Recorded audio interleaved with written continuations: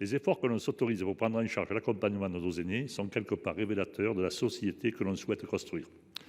Alors que l'argument démographique a encore récemment été utilisé pour justifier la réforme des retraites, il semble beaucoup moins mis en compte lorsqu'il s'agit de définir les enveloppes budgétaires dédiées à la prise en charge de la perte d'autonomie. Selon l'INSEE, en 2050, la France comptera 4 millions de seniors en perte d'autonomie. À ce jour, l'État ne semble pas avoir pris en mesure de ce phénomène et les EHPAD publics, malheureusement, en subissent les conséquences. Entre 2019 et 2022, le déficit a été multiplié par 20. Ce sont en permanence 75% des EHPAD publics qui sont en déficit. Aujourd'hui, face à cette situation de plus en plus dégradée, l'ensemble de la profession tire la sonnette d'alarme. Très concrètement, le risque, c'est celui de la détérioration de la prise en charge des patients. Ne trouvons pas que vieillir est une chance. Il nous appartient donc collectivement de faire en sorte que cette chance ne se transforme pas en épreuve, voire en cauchemar. Madame la ministre, comment comptez-vous répondre à l'urgence budgétaire à laquelle doivent faire face les EHPAD publics? La semaine dernière, en répondant au député Jérôme Guesch à l'Assemblée nationale, la ministre Catherine Vautrin a finalement reconnu de ne pas avoir saisi le Conseil d'État sur la question d'une loi de programmation grand âge. Le gouvernement s'était pourtant engagé à faire voter cette loi essentielle pour les professionnels du secteur, mais aussi pour l'ensemble des Français qui sont forcément concernés un jour ou l'autre sur la question du vieillissement pour eux-mêmes ou pour leurs proches. Madame la ministre, pouvez-vous nous dire ce qu'il en est de ce projet de loi de manière plus générale sur l'ambition que vous portez pour le grand âge et le service public de l'autonomie? Madame la ministre, j'habite un département où le 7e département le plus pauvre de France. Ce n'est pas la révalorisation de 5% des retraites sur une retraite à 800 € qui comblera le déficit. L'article 97 de la loi Engagement et Proximité a permis le cumul de l'allocation adulte handicapé avec une indemnité de fonction d'élu local. Cet article a été créé grâce à une mobilisation importante de l'ensemble des sénateurs de cet hémicycle. Près de 4 ans plus tard, le décret d'application de cette mesure n'est toujours pas entré en vigueur, malgré des sollicitations maintes fois répétées. Je vous rappelle juste, j'ai saisi 5 fois les ministres successifs en charge des personnes en situation de handicap, soit par courrier, soit par question écrite. S'il y avait une réponse, elle était incomplète et de toute évidence sans effet, puisque le décret n'est toujours pas pris. En 2021, on me répond que le décret est à l'étude. J'ai déposé une dernière question écrite en mai 2023. Un an plus tard, je n'ai toujours pas de réponse. Lors de l'examen de la proposition de loi sénatoriale relative au statut de l'élu en février 2024, j'ai de nouveau interpellé le gouvernement. Toujours rien. Encore récemment, une élue de Haute-Garonne me faisait part de l'incapacité de la CAF à lui apporter une réponse claire sur les montants à déclarer. Cette situation est d'autant plus inacceptable qu'il s'agit d'appliquer une mesure qui vise à faciliter les conditions d'exercice du mandat de personnes qui se trouvent souvent dans des situations de vulnérabilité. Cette mesure est une avancée réelle, elle met fin à une injustice et contribue à la démocratisation des fonctions locales. Madame la ministre, ma question est toute simple. Quand, enfin, le gouvernement va-t-il prendre ce décret pour résoudre une situation et répondre à la volonté du législateur?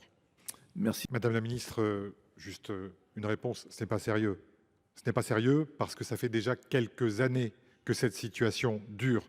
Et après, vous dites que la situation est déjà traitée et que, mais non, parce que en fait, certains élus continuent à avoir une difficulté tant que vous ne respecterez pas la volonté commune qui a été votée ici, ça mettra en difficulté les élus handicapés. Et je trouve que c'est une honte pour la démocratie locale. Selon l'article 1186 du Code de procédure civile, qui concerne les procédures d'assistance éducative, le mineur capable de discernement, les parents, le tuteur ou la personne à qui l'enfant a été confié peuvent faire le choix d'un conseil ou demander au juge que le bâtonnier leur en désigne un d'office. Donc, en matière d'assistance éducative, l'assistance de l'enfant par avocat est optionnelle pour les enfants capables de discernement ou proscrite pour les enfants non capables de discernement. Ceci alors même que cette assistance par avocat est obligatoire dans toute procédure pénale depuis 1993 et lors des gardes à vue de mineurs depuis 2016. Cet état du droit va à l'encontre des articles 2, 3 et 9 de la Convention internationale des droits de l'enfant de 1989, mais Au tribunal de Nanterre, des juges et des avocats ont initié une nouvelle pratique depuis mai 2020 avec la désignation systématique d'un avocat pour chaque enfant, qu'il soit ou non capable de discernement. Après 3 ans, magistrats et avocats constatent que cette expérimentation va dans le bon sens et qu'elle a permis aux enfants concernés de créer un lien de confiance avec un avocat spécialement formé. Madame la ministre, quelle est votre position quant à une systématisation de cette expérimentation soutenue depuis des années par notre groupe sous forme d'amendement? Vous l'avez dit dans votre réponse, Madame la ministre, il y a un vide juridique concernant les enfants qui n'ont pas le discernement. Et donc, il convient de modifier cette loi.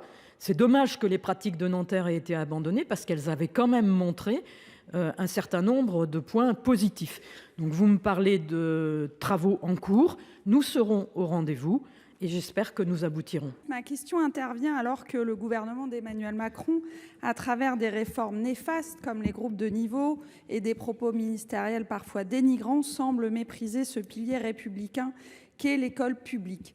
Mais ma question renvoie finalement à un problème déjà connu bien avant ces faits et ces polémiques, c'est-à-dire comment s'assurer que la parité des dépenses entre écoles publiques et écoles privées, telle que prévue par le Code de l'éducation, comment s'assurer que cette parité permette aussi une forme de parité dans l'utilisation concrète de l'argent public, sachant que la Cour des comptes nous rappelle que l'argent public représente 76,8% des ressources de l'enseignement privé sous contrat du premier degré, dont 21,6% qui proviennent des collectivités territoriales. Ce rapport de la Cour des comptes pointe aussi une vraie carence dans le contrôle de ces fonds publics vers les établissements privés. Ainsi, quand une commune crée une dépense nouvelle, comme par exemple la gratuité des fournitures scolaires dans les écoles publiques pour couvrir un besoin particulièrement identifié, comment, quand on crée donc cette dépense nouvelle, s'assurer que la hausse équivalente du forfait qui est versé aux écoles privées, puisqu'il doit couvrir le coût moyen d'un élève scolarisé, comment s'assurer que ce forfait privé serve finalement le même besoin? C'est pour nous une question fondamentale, car faire progresser la mixité sociale dans nos écoles passe aussi par ce type d'équivalence. Quelles solutions concrètes le Gouvernement peut-il donc proposer pour que la destination des forfaits communaux versés aux écoles privées sous contrat avec l'État soit mieux connue et, dans une certaine mesure, fléchée vers des besoins avérés pour tous les élèves? Je retiens, Madame la ministre, surtout finalement la fin de votre réponse concernant ce groupe de travail sur l'emploi des fonds, car encore une fois, la question n'est pas de savoir s'il faut financer, mais si le financement sert vraiment l'objectif visé.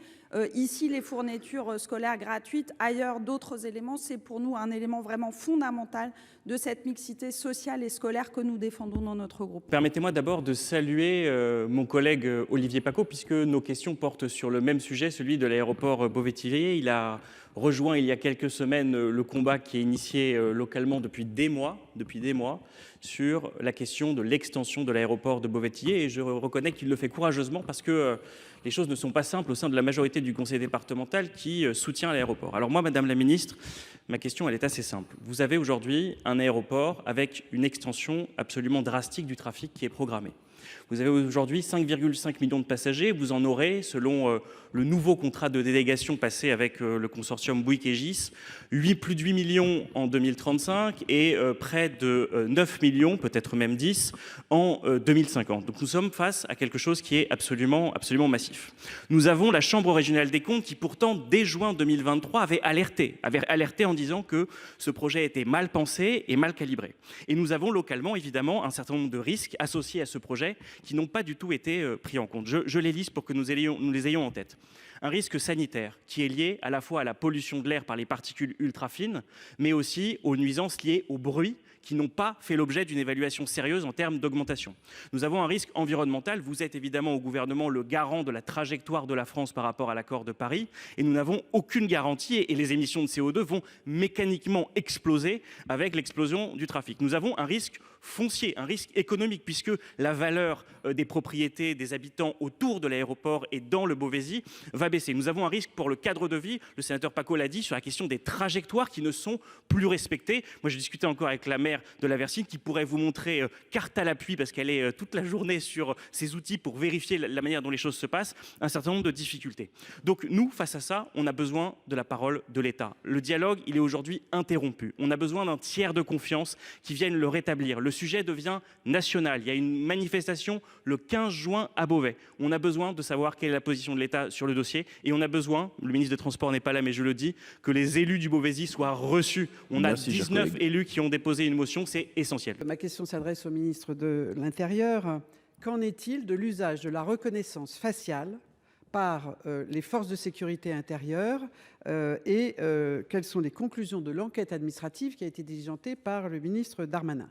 Je rappelle, novembre 2023, le média en ligne Disclose révèle que les forces de sécurité intérieure utilisent ce logiciel de reconnaissance faciale en toute illégalité assez rapidement, le ministre réagit en indiquant, non pas en démentant, mais qu'il demandait une enquête administrative dont les conclusions seraient remises sous 3 mois. Sauf que cela fait maintenant 7 mois et que le ministre n'a toujours pas communiqué les conclusions de son enquête. Il faut savoir que le 5 mars, lorsque j'avais procédé aux auditions dans le cadre de la mission sur la sécurité des JO, un haut fonctionnaire du ministère de l'Intérieur avait tranquillement répondu à ma question en disant on nous a demandé de ne plus nous en servir parce qu'il y avait une enquête SIC et nous indiquant oh oui, il y a bien dû y avoir une déclaration à la CNIL. Autant vous dire que tout ça n'était pas très rassurant. Donc, sachant que la juridiction administrative a déjà été saisie pour une commune qui utilisait ce dispositif et l'a sanctionné, que la CNIL a rendu un avis en 2022 en rappelant que la loi n'autorise pas les services de police de l'État ou les collectivités à brancher les caméras de vidéoprotection permettant de repérer des comportements contraires à l'ordre public ou à des infractions. Donc, qu'en est-il ? Pouvez-vous clarifier cette situation et pouvez-vous vous engager à publier les conclusions de l'enquête administrative? Donc, j'en conclus premièrement que le haut fonctionnaire qui s'est exprimé lorsqu'il a été auditionné dans le cadre de la commission des lois a dit des choses inexactes. Je trouve cela assez curieux, mais surtout, je le redis, ce rapport a été remis au bout de 3 mois, c'est-à-dire commandé en novembre, et il n'est pas publié. Donc, y a-t-il un malaise ou était-ce juste une manœuvre pour enterrer le sujet et en réalité ne jamais y donner suite? C'est un sujet très important et encore une fois, je pense que tout le monde a intérêt à ce qu'il soit clarifié dans les meilleures conditions rapidement. Le 11 avril, ExxonMobil, présent depuis 90 ans sur le territoire de Cossan-Aglo en Seine-Maritime, a annoncé la fermeture de son vapocracker et de ses unités aval, entraînant le licenciement d'ici fin 2025 des 647 salariés de Port-Jérôme-sur-Seine et de milliers d'emplois chez les sous-traitants. Cette décision, motivée par des pertes financières de l'ordre de 200 millions d'euros en 2023, doit être mise en regard des 302 milliards d'euros de chiffre d'affaires du groupe et des 36 milliards d'euros de bénéfices réalisés par celui-ci, ainsi que de l'absence d'investissement ces dernières années pour rendre ce vapocracker plus compétitif et moins polluant, alors que le groupe investissait massivement en Chine, en Indonésie et à Singapour sur les mêmes activités. Cette décision d'ExxonMobil va à l'encontre de tous les discours de l'exécutif sur notre nécessaire souveraineté industrielle. Ma première question, Madame le Ministre, le gouvernement a-t-il pris contact avec Total, entreprise française qui s'enorgueillit de l'être et a là l'occasion de le démontrer? Total, voisin d'Exxon et dont les sites sont reliés par un pipeline, pour qu'il étudie la reprise et la modernisation du vapocracker, technique que le groupe maîtrise parfaitement, permettant ainsi à notre pays de disposer d'une unité de production de polyéthylène et de polypropylène sur notre sol, nécessaire notamment à l'industrie pharmaceutique. Deuxièmement, simultanément, quelle pression le gouvernement entend-il exercer sur ExxonMobil pour s'assurer que l'entreprise propose des plans de reconversion et un PSE à la hauteur des moyens du groupe et de l'engagement des salariés qui ont fait sa richesse et celle de ses actionnaires, pour accompagner les sous-traitants et leurs salariés fortement impactés par la rupture des contrats, pour participer à la revitalisation industrielle du territoire et pour s'assurer de la dépollution du site et de la mise à disposition des emprises foncières pour de nouvelles activités de décarbonation industrielle. Enfin, Madame la Ministre, le gouvernement entend-il compenser les pertes de recettes fiscales des collectivités territoriales impactées?